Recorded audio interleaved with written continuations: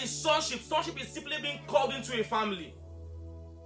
It means we become a part of him, an extension of him.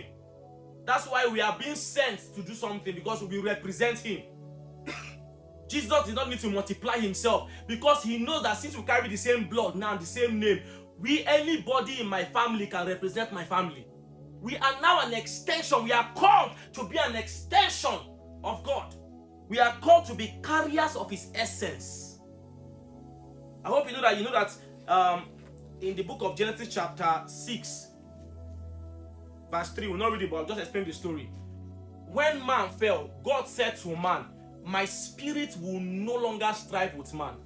What does that statement mean? You will understand it better when you now see what the Spirit did on the day of Pentecost.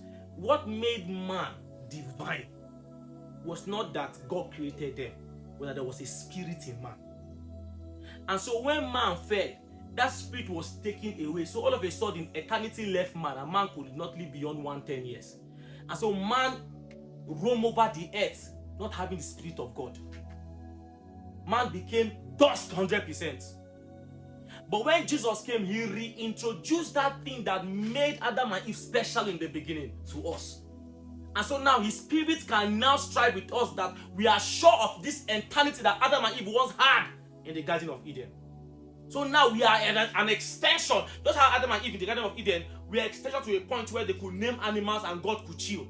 God could rest. Now today, God has also given us an assignment to continue the extension, because we now carry the spirit that left man when man fell. Are we together? So the book of Romans chapter 8 will tell us that it is by the Spirit of God that we can cry what? Abba, Father. And he said, for those that are led by the Spirit are called what? The sons. So it is the Spirit that enables us to now have that essence.